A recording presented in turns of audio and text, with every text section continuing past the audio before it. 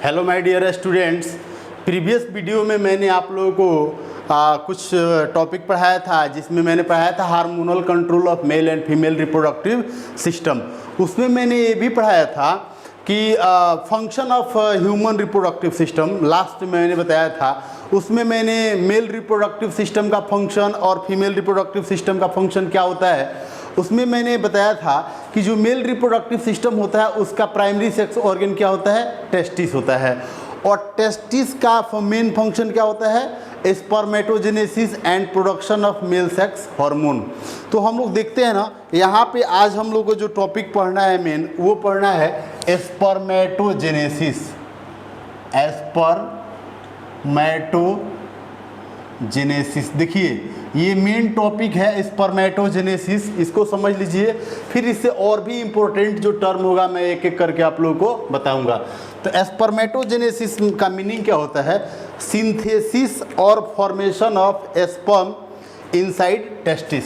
ऐसे बोल दे, सिंथेसिस और formation of sperms inside the testis are called as spermatogenesis. क्या बोलते हैं इसको, स्पर्मेटोजेनेसिस। अब देखिएगा, एक्चुअली जो स्पर्मेटोजेनेसिस का जो प्रोसेस होता है takes place inside the male reproductive system और इन मेल के अंदर होता है। स्पर्मेटोजेनेसिस का फॉलोइंग दो स्टेप्स होता है। मैं बोलूँगा कि spermatogenesis completes in two process, या स्पर्मेटोजेनेसिस का दो स्टेप होता है। एक होता है formation of spermatids and second होता है स्पर्मियोजेनेसिस। एक्चुअली बोलेंगे स्पर्मेटोजेनेसिस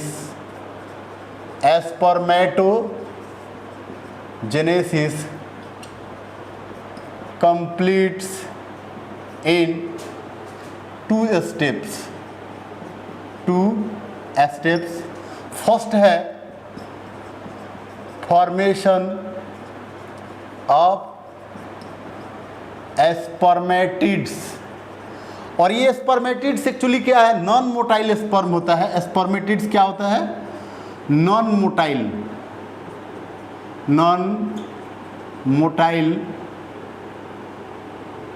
मोटाइल स्पर्म। ये क्या होता है, नॉन मोटाइल स्पर्म होता है। ये प्रोसेस कैसे कंप्लीट होगा अभी मैं बताऊंगा। सेकंड जो स्टेप होगा वो होगा स्पर्मियोजेनेसिस। तो यहाँ पे स्पर्मियोजेनेसिस में क्या होता है, नॉन मोटाइल स्पर्म और स्पर्मेटिड्स, यहाँ पे नॉन मोटाइल स्पर्म्स। तो यहाँ पे देखेंगे स्पर्मियोजेनेसिस का मीनिंग क्या होगा, non motile sperms in this process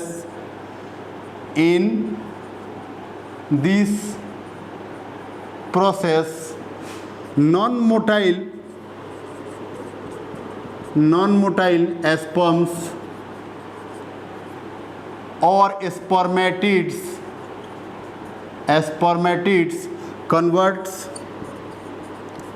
converted into motile sperm और स्पर्म्स, मोटाइल स्पर्म्स। तो इस प्रोसेस को क्या बोलते हैं, स्पर्मियोजेनेसिस। आर कॉल्ड एज, ऐसे इसको लिखने की कोई ज़रूरत नहीं है। मैंने स्टेटमेंट क्या लिखा है स्पर्मियोजेनेसिस में, in this process non motile sperms और spermatids converted into motile sperms, this process are called as spermiogenesis. देखिएगा, और लास्ट में एक टर्म आता है, देखिए कंप्लीट्स। ये जो स्पर्मेटोजेनेसिस है इसका दो ही स्टेप है, फॉर्मेशन ऑफ स्पर्मेटिड्स और सेकेंड हो गया क्या, स्पर्मियोजेनेसिस। एक थर्ड पॉइंट आता है स्पर्मिएशन। मैं उसको यहाँ पे मेंशन भी कर सकता हूँ बाद में। ये स्पर्मिएशन जो लिख रहा हूँ ये इसका प्रोसेस नहीं है, स्पर्मेटोजेनेसिस का स्टेप नहीं है। यहाँ पे एक टर्म है, समझ लीजिए, स्पर्मिएशन। ऐसे भी लिख सकते हैं, ऐसे भी लिख सकते हैं। एस्पर्मिएशन का मतलब क्या होता है, motile sperm are eliminated through the Sertoli cells inside the lumen of seminiferous tubules and ready for ejaculation। यहाँ पे स्पर्मिएशन का मतलब क्या होता है? रिमूवल, ऐसे बोलेंगे, रिमूवल और एलिमिनेशन, एलिमिनेशन और बोल सकते हैं withdrawal, withdrawal of motile sperms by Sertoli cells। ऐसे क्या होता है, ये मैं बताऊं सेमिनिफेरस ट्यूब्यूल्स है और इसके अंदर क्या होता है, ये सर्टोलाई सेल्स होता है, सर्टोलाई सेल्स, ऐसे ऐसे बहुत सारा ये सर्टोलाई सेल्स है। तो क्या होता है, ये जो मोटाइल स्पर्म होता है ना, ये सर्टोलाई सेल से ऐसे अटैच रहता है, ऐसे नहीं निकले, ये स्पर्म अटैच रहता है सर्टोलाई सेल से। और जब ये स्पर्म इस सर्टोलाई सेल से डिटैच होता है तो ये सेमिनिफेरस ट्यूब्यूल्स का जो ल्यूमेन है इसके अंदर आ जाता है, स्पर्म यहाँ पे आ गया और फिर यहाँ से क्या हो जाएगा, रेटिटेस्टिस में जाएगा, रेटिटेस्टिस से वासा डिफरेंशिया में जाएगा और फिर क्या हो जाएगा, फाइनल यूरिनोजेनिटल डक्ट में जाता है। देखिए ये स्टेप का मैंने बात किया, तो एक्चुअली स्पर्मेटोजेनेसिस का 2 ही स्टेप होता है, सिर्फ इतना ही स्टेप होता है। एक थर्ड स्टेप का मैंने बात किया अलग से, स्पर्मिएशन, रिमूवल और एलिमिनेशन और withdrawal of motile sperms by the Sertoli cells. मतलब एक सर्टोलाई सेल्स से एक स्पर्म का यहाँ से निकलना, इसको हम लोग क्या बोलते हैं, या इससे डिटैच्ड होना हम लोग क्या बोलते हैं, स्पर्मिएशन बोलते हैं। तो हम लोगों को पहला स्टेप यहाँ पे देखना है, स्पर्मेटोजेनेसिस का फर्स्ट स्टेप मैं आप लोगों को समझाता हूँ, फॉर्मेशन ऑफ स्पर्मेटिड्स। तो देखिएगा स्पर्मेटिड्स का जो प्रोसेस होता है ये कंप्लीट्स इन 3 स्टेप। ये जो the process spermatids, formation of spermatids completes in 3 steps. कौन कौन सा स्टेप्स होगा? फर्स्ट मल्टीप्लिकेशन फेज, फर्स्ट क्या हो जाएगा, मल्टीप्लिकेशन। सेकंड क्या हो जाएगा, ग्रोथ। और थर्ड आएगा इसमें मैच्यूरेशन फेज भी बोल सकते हैं, मल्टीप्लिकेशन फेज, ग्रोथ फेज और मैच्यूरेशन फेज। तो यहाँ पे हम लोग देखेंगे कि ये जो मल्टीप्लिकेशन और ग्रोथ होता है ना, these are 2 process completes by mitosis division. इसके अंदर सिर्फ कौन सा डिवीजन होगा, माइटोसिस और माइटोटिक डिवीजन। कौन सा डिवीजन होगा, माइटोटिक डिवीजन होगा इसके अंदर। मैच्यूरेशन के फेज में क्या होगा, मियोसिस और इसी को बोलते हैं मियोटिक डिवीजन। ये किसका स्टेप मैंने लिखा, स्पर्मेटिड्स जो होगा, यहाँ पे फॉर्मेशन ऑफ जो स्पर्मेटिड्स होगा ये 3 स्टेप में कंप्लीट होगा। फर्स्ट स्टेप मल्टीप्लिकेशन फेज होगा, सेकंड ग्रोथ होगा और थर्ड क्या होगा, मैच्यूरेशन फेज होगा। और सेकंड स्टेप इसके बाद आ जाता है स्पर्मिएशन। सेकंड तो ऑलरेडी मैं बता चुका हूँ। इसके बाद आ जाता है क्या, स्पर्मियोजेनेसिस, स्पर्मियोजेनेसिस। और स्पर्मियोजेनेसिस एक्चुअली आपको बता ही दिया हूँ, spermiogenesis non motile sperms converted into motile sperm. इसमें क्या होता है, नॉन मोटाइल स्पर्म कन्वर्टेड या कन्वर्ट्स इनटू मोटाइल स्पर्म, ये तो आपको मालूम ही है। तो हम लोग देखते हैं ना कि कैसे ये पूरा प्रोसेस कंप्लीट होता है, डायग्राम के थ्रू समझते हैं। ये तो मैंने थ्योरेटिकली आप लोगों को समझा दिया, इसका मैं डायग्राम ड्रॉ करके आप लोगों को दिखा देता हूँ कैसे स्पर्मेटोजेनेसिस का प्रोसेस जो होता है वो टेस्टिस में कंप्लीट होता है। टेस्टिस मतलब सेमिनिफेरस ट्यूब्यूल्स के अंदर ये कैसे स्पर्मेटोजेनेसिस का प्रोसेस कंप्लीट होता है, ये मैं आप लोगों को डायग्राम के थ्रू एक्सप्लेन कर दे रहा हूँ। और क्या क्या इसमें स्ट्रक्चर आएगा ये देखिएगा। देखिए डायग्राम्स के थ्रू कैसे, सपोज मान लीजिए ये एक सेमिनिफेरस ट्यूब्यूल्स है, सेमिनिफेरस ट्यूब्यूल्स है। आपको ऑलरेडी मैं पढ़ा चुका हूँ टीएस ऑफ सेमिनिफेरस ट्यूब्यूल्स, उसमें पढ़ा चुका हूँ। सपोज मान के चलिए ये है सेमिनिफेरस ट्यूब्यूल। इसमें क्या दो टाइप का सेल मैं बताया था आप लोगों को कि एक पिरामिडल और कोनिकल सेल होता है। ये कोनिकल और पिरामिडल सेल बोल सकते हैं इसको। इस सेल को हम लोग क्या बोलते हैं, सर्टोली सेल्स, सर्टोली सेल्स। और देखिएगा इस सर्टोली सेल्स के बीच बीच में कुछ स्पेशलाइज्ड सेल्स होता है, ऐसे स्पेशलाइज्ड सेल्स होता है।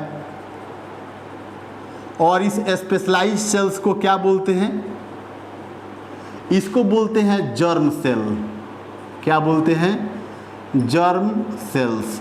तो अब देखिएगा सर्टोलाइज सेल्स क्या करता है, ये नरिशमेंट प्रोवाइड करता है टू द डेवलपिंग स्पर्म, ये प्रोवाइड नरिशमेंट को प्रोवाइड करता है। जर्म सेल्स के अंदर अब देखना है, इसके अंदर मियोसिस डिवीजन होता है ना, मियोसिस डिवीजन।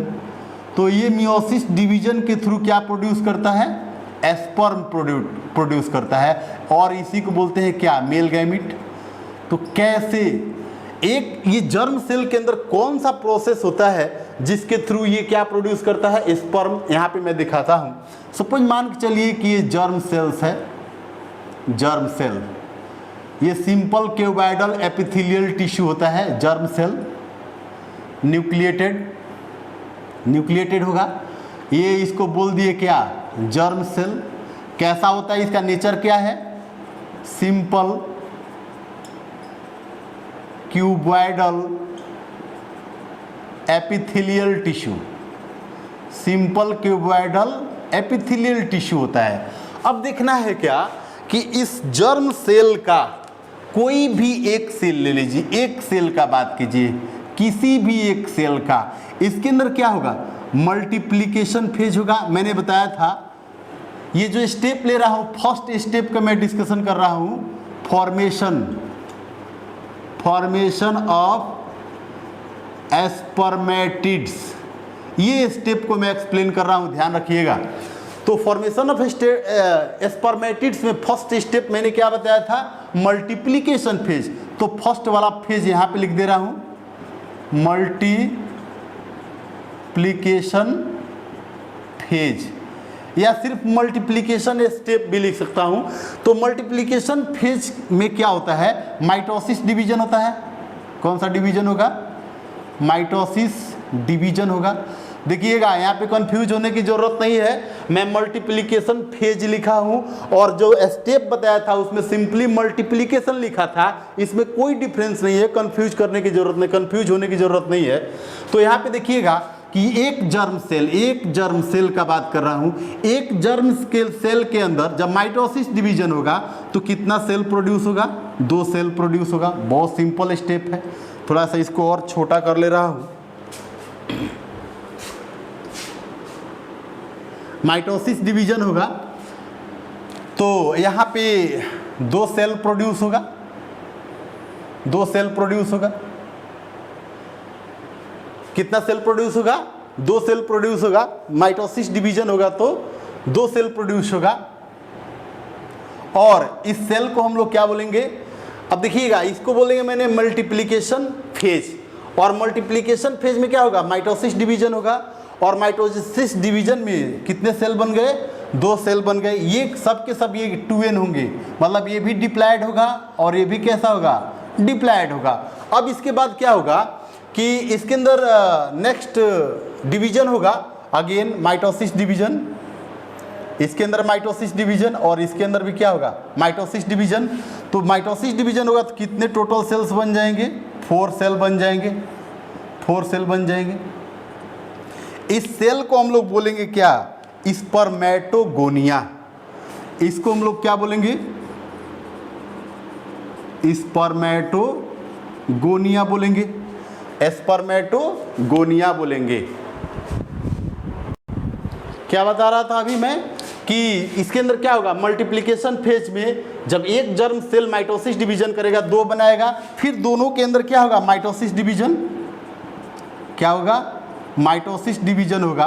तो माइटोसिस डिवीजन होने से कितना सेल बनाएगा, 4 सेल बनाएगा। और इस सबको क्या बोलेंगे, स्पर्मेटोगोनिया। देखिएगा ये भी सबका सब कैसा होगा, डिप्लॉयड होगा। और डिप्लॉयड मीन्स 2n होगा। तो इसको हम लोग बोलेंगे क्या, स्पर्मेटोगोनिया। अब देखिएगा इसमें से हम इसका 2 कैटेगरी करते हैं। इस 2 सेल को हम लोग क्या बोलते हैं, 2 सेल। इसको ले लेते हैं, इसको हम लोग टाइप ए सेल बोलते हैं, टाइप ए सेल। और इस दोनों को हम लोग बोलते हैं type B cell, type B cell. और इसको टाइप ए सेल्स बोल दिए। अब इसमें क्या होगा कि ये जो टाइप ए सेल है ना, ये क्या रहता है, works as a stem cell. ये कैसे बिहेव करता है, स्टेम सेल्स। और स्टेम सेल्स के अंदर क्या होता है, कंटिन्यूअस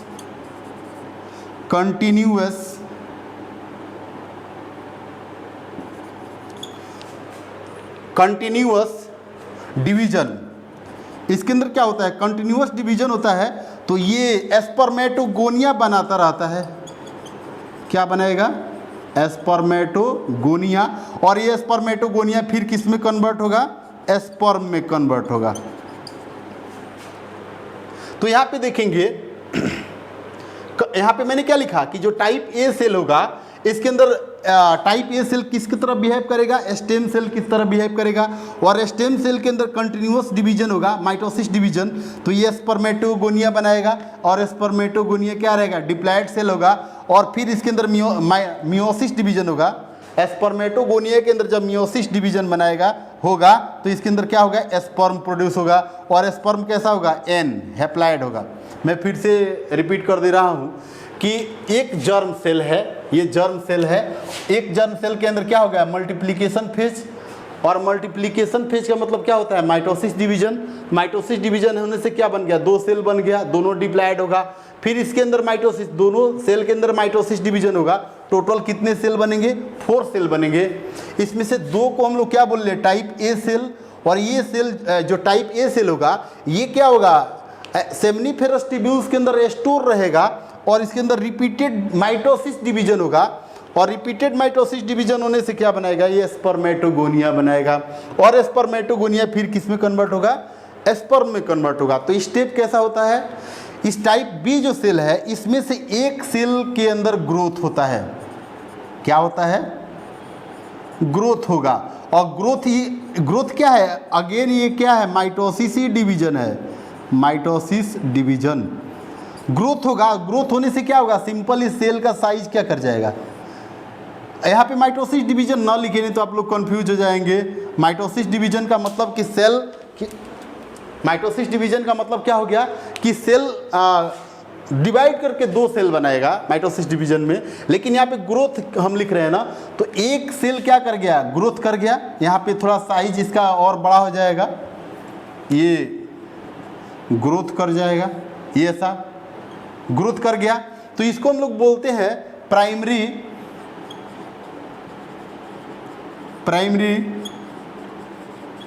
स्पर्मेटोसाइट। क्या बोलेंगे इसको, प्राइमरी स्पर्मेटोसाइट। ये भी क्या होगा, अभी ये डिप्लॉयड है, कैसा है, 2n, ये डिप्लॉयड है। अब इस प्राइमरी स्पर्मेटोसाइट्स के अंदर क्या होगा, मियोसिस डिवीजन होगा। देखिए यहाँ से मैं ऐसे लिख दे रहा हूँ, इसके अंदर क्या होगा, मियोसिस फर्स्ट। कैसा डिवीजन होगा जी, मियोसिस फर्स्ट। और जब मियोसिस फर्स्ट होगा तो ये एक जो स्पर्मेटोगोनिया है ना, ये कितने में कन्वर्ट हो जाएगा, यहाँ पे 2 बनाएगा, 2 सेल बनाएगा।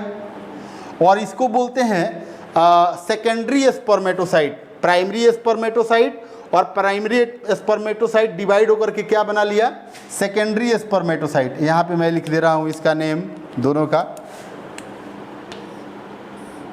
इन दोनों को हम लोग क्या बोलते हैं, सेकेंडरी स्पर्मेटोसाइट। अब देखिएगा ये एन हो गया और ये एन हो गया। अब इन दोनों के अंदर क्या होगा, मियोसिस 2 होगा। क्या होगा, मियोसिस 2। इन दोनों के अंदर क्या होगा, मियोसिस 2 होगा। और मियोसिस 2 होने से इसका भी 2 बन जाएगा और टोटल कितने बन जाएंगे, 4। ये 4 बन गए स्ट्रक्चर ना, ऑल आर हैप्लॉइड। ये सब क्या हो गए, हैप्लॉइड हो गए। और इसी को हम लोग बोलते हैं क्या, स्पर्मेटिड्स। इसको बोल दिए स्पर्मेटिड्स। इसको क्या बोल दिए, स्पर्मेटिड्स। तो ये पूरा स्ट्रक्चर कंप्लीट हो गया। यहाँ पे मैंने फर्स्ट स्टेप कंप्लीट कर दिया, क्या, फॉर्मेशन ऑफ स्पर्मेटिड्स। तो स्पर्मेटिड्स का ये स्टेप पूरा कंप्लीट हो गया। अब स्पर्मेटिड्स, ये जितना भी स्पर्मेटिड्स बने हैं ना, ये सब के सब कैसे हैं, नॉन मोटाइल हैं। All are non मोटाइल्स।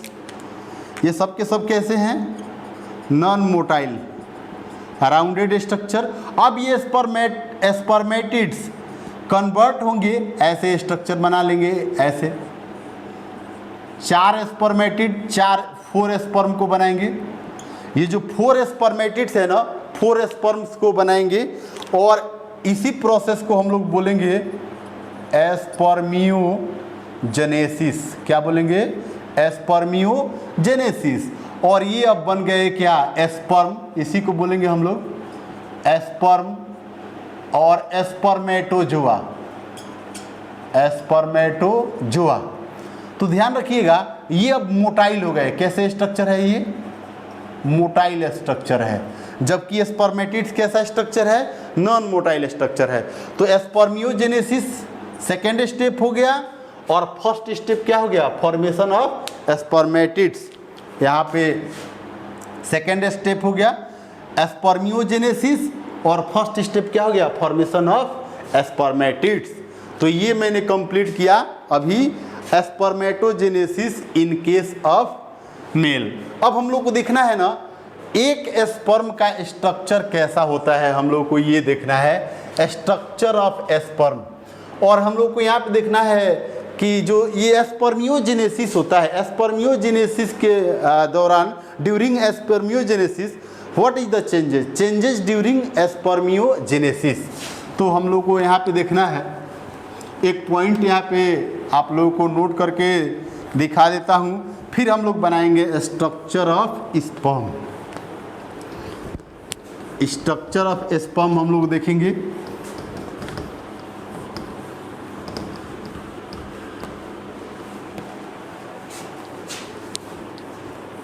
तो यहाँ पे हम लोग देखेंगे स्ट्रक्चर, अभी हम लोग देखेंगे यहाँ पे चेंजेस ड्यूरिंग स्पर्मियोजेनेसिस। एक हेडिंग कर ले रहे हैं, चेंजेस ड्यूरिंग स्पर्मियोजेनेसिस। स्पर्मियोजेनेसिस के टाइम में क्या क्या चेंजेस होता है एक स्पर्म्स के अंदर। सबसे पहले न्यूक्लियस के अंदर चेंजेस क्या होता है कि nucleus loses the mRNA and acidic protein. Nucleus first क्या होता है, nucleus loses the mRNA and acidic protein, acidic protein. Next क्या होता है, second, nucleus gets oval in structure. Nucleus इसमें क्या हो जाएगा, न्यूक्लियस ओवल और flat, flat in structure. Acrosome यहाँ पे क्या होगा, अब देखिएगा सेकंड क्या होगा, थर्ड स्टेप क्या होगा कि जो गोल्गी बॉडी होगा, गोल्गी बॉडी ये 2 पार्ट्स को बनाएगा। गोल्गी बॉडी ब्रेक होकर के 2 पार्ट्स बनाएगा स्पर्म के अंदर, एक्रोसोम बनाएगा और जो बाकी पार्ट रह जाएगा उसको हम लोग बोलते हैं गोल्गी रेस्ट। ये कोई पार्ट नहीं बनाएगा, गोल्गी रेस्ट ऐसे ही रह जाएगा। एक्रोसोम क्या करता है, सीक्रेट स्पर्म लाइसिन। ये क्या करता है, acrosome secretes sperm lysine which helps in dissolving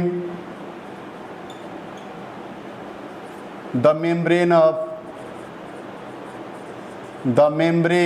of egg during fertilization। तो ये मैंने क्या लिखाया, अब दिखाया आप लोगों को कि स्पर्म के अंदर क्या क्या चेंजेस होता है। इसके बाद फोर्थ जो चेंज क्या होगा, यहाँ पे माइटोकॉन्ड्रिया क्या कर जाएगा, स्पाइरली अरेंज हो जाएगा इन मिडिल पीस के अंदर। माइटोकॉन्ड्रिया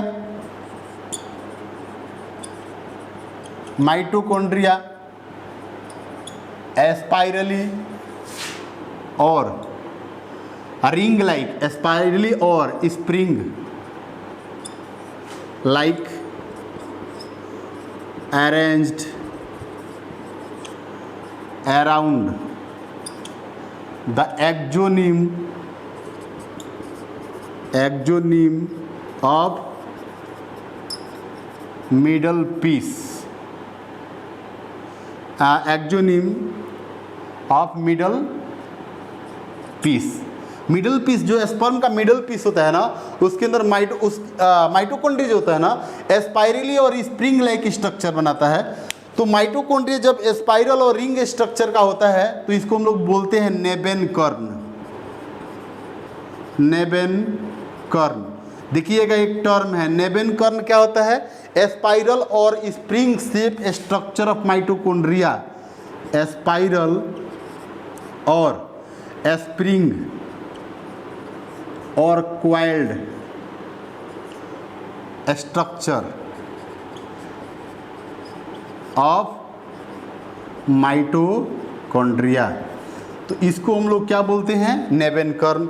इसमें क्या होता है, जो साइटोप्लाज्म होता है only present in tail region. Fifth change क्या होता है, cytoplasm only found in tail region in very little amount, बहुत कम मात्रा में, बहुत कम अमाउंट में प्रेजेंट होता है। तो ये स्पर्म्स का ये चेंजेस मतलब जब स्पर्मेटिड्स स्पर्म के अंदर कन्वर्ट होगा ना, तो इसके अंदर ये सारा चेंजेस आएगा। अब हम लोग क्या कर लेते हैं, स्ट्रक्चर ऑफ स्पर्म। थोड़ा सा इस पॉइंट को मैं इरेज कर दे रहा हूँ, इसको आप लोग नोट कर लीजिएगा। और मैं यहाँ पे एक स्ट्रक्चर ड्रॉ करता हूँ। यहाँ पे देखिएगा स्ट्रक्चर ऑफ स्पर्म, यहाँ पे स्ट्रक्चर ऑफ स्पर्म, एक मैच्योर स्पर्म का स्ट्रक्चर कैसा होता है। तो सबसे पहले क्या होता है कि इसके अंदर एक ओवल न्यूक्लियस होगा,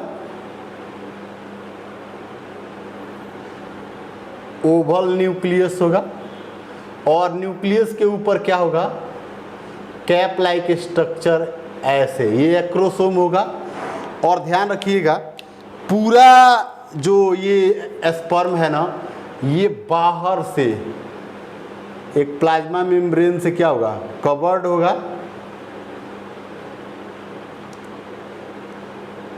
और ये स्वेलन पार्ट थोड़ा आकर के बनाएगा। पूरा स्ट्रक्चर प्लाज्मा मेम्ब्रेन से कवर्ड होगा और नीचे आकर के ये टेल स्ट्रक्चर बना लेगा ऐसे, टेल। तो देखिएगा यहाँ पे मैंने स्ट्रक्चर जो ड्रॉ किया है, देखिएगा ये जो plasma membrane, outer plasma membrane हो गया, इसके बाद एक एक्स्ट्रा मेम्ब्रेन होता है, वो हेड पार्ट।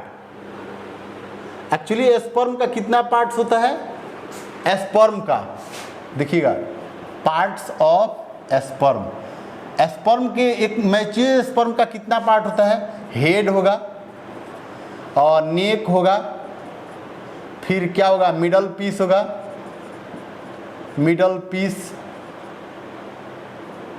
फिर क्या होगा, टेल होगा।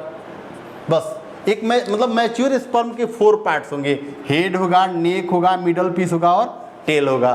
तो ध्यान रखना है यहाँ पे कि जो हेड पार्ट होता है स्पर्म का, इसके अंदर एक एक्स्ट्रा मेम्ब्रेन होता है जो हाफ पार्ट को ही कवर करता है, हेड के हाफ पार्ट को कवर करता है, बाकी हाफ पार्ट को कवर करता है एक एक्स्ट्रा मेम्ब्रेन जो मिडल पीस तक इसको कवर किया रहता है। एक्स्ट्रा मेम्ब्रेन जो मिडल पीस के अंदर फैला रहता है। देखिएगा इस स्ट्रक्चर को हम लोग क्या बोलते हैं, इसको बोल दिए एक्रोसोम। एक्रोसोम ये हो गया न्यूक्लियस। देखिएगा यहाँ पे 2 बेसल ग्रेन्यूल्स होता है यहाँ पे, ये इसको बोलते हैं proximal basal, proximal basal granule. इसका काम क्या है, it forms spindle fibre during first zygotic division. ये बहुत इंपॉर्टेंट पॉइंट, क्या करता है, it forms spindle fibre during first zygotic division. तो फर्स्ट जाइगोटिक जो डिवीजन होता है ना, उसको बनाता है कौन, प्रॉक्सिमल बेसल ग्रेन्यूल्स। इसके बाद ये देखिए डिस्टल ऐसे बोलते हैं इसको, डिस्टल जो दूर वाला होता है, प्रॉक्सिमल जो न्यूक्लियस के पास वाला है, प्रॉक्सिमल और डिस्टल। देखिएगा यहाँ पे लिख रहा हूँ डिस्टल बेसल ग्रेन्यूल। ये क्या करता है, डिस्टल बेसल ग्रेन्यूल्स, ये क्या करता है, ये एक्सोनिम्स को बनाता है, एक्सियल फिलामेंट और एक्सोनिम्स। किसको बनाता है, एक्सियल फिलामेंट्स और एक्सोनिम को बनाता है, एक्सोनिम को बनाता है। और ये नीचे ये वाला पार्ट क्या हो गया, टेल हो गया। अब थोड़ा देखना है कि इस मिडल पीस के अंदर ये एक्सोनिम्स, एक्सियल फिलामेंट्स ऐसे एक्सटेंड रहता है ग्रुप में, सिर्फ मिडल पीस तक ही रहेगा। एक्सियल फिलामेंट्स सॉरी, ये टेल तक एक्सटेंड रहता है एक्सियल फिलामेंट्स। और ध्यान रखिएगा इस एक्सियल फिलामेंट्स के चारों तरफ स्पाइरली अरेंज्ड, ऐसे सिर्फ मिडल पीस में ही, ऐसे टेल तक नहीं, स्पाइरली अरेंज्ड हमको दिखाना है। और ये स्पाइरली अरेंज्ड क्या हो गया, माइटोकॉन्ड्रिया। ये क्या हो गया, माइटोकॉन्ड्रिया, स्पाइरली अरेंज माइटोकॉन्ड्रिया है। और इसी स्पाइरली अरेंज माइटोकॉन्ड्रिया को हम लोग क्या बोलते हैं, नेबेन कर्ण। क्या बोलते हैं इसको, नेबेन कर्ण बोलते हैं। और ये जो टेल है ना, इसके अंदर बहुत लिटिल अमाउंट में क्या प्रेजेंट होता है, साइटोप्लाज्म प्रेजेंट होता है। ये हो गया साइटोप्लाज्म। तो ये स्ट्रक्चर मैंने दिखाया आप लोग स्टूडेंट्स। तो अभी देखिए मैं आप लोगों को बता रहा था कि ये जो स्ट्रक्चर ऑफ स्पर्म है, इसके ऊपर जो एक्स्ट्रा मेम्ब्रेन होता है, हेड के अंदर जो एक्स्ट्रा मेम्ब्रेन है ना, इसको हम लोग बोलते हैं गैलिया। और जो ये नीचे वाला एक्स्ट्रा मेम्ब्रेन बताया है मैं, जो पूरा जो हेड का हाफ पार्ट और मिडल पीस के हाफ पार्ट को कवर किया है, इसको बोलते हैं मैनचेट। क्या बोलते हैं, मैनचेट। क्या बोलते हैं इसको, मैनचेट। तो देखिए स्ट्रक्चर ऑफ स्पर्म मैंने यहाँ पे क्या कर दिया, कंप्लीट कर दिया। अब हम लोगों को इसमें देखना है oogenesis का प्रोसेस कहाँ कंप्लीट होगा, कैसे कंप्लीट होगा। oogenesis, देखिए ये मैंने आप लोगों को पढ़ाया स्पर्मेटोजेनेसिस कैसे होता है, मेल के अंदर स्पर्मेटोजेनेसिस कैसे होता है मैंने पढ़ा दिया। अब इसके बाद देखिए हम लोग को oogenesis पढ़ना है। oogenesis हम लोग क्या पढ़ेंगे, नेक्स्ट क्लास में पढ़ेंगे। आज के लिए इतना ही, थैंक यू।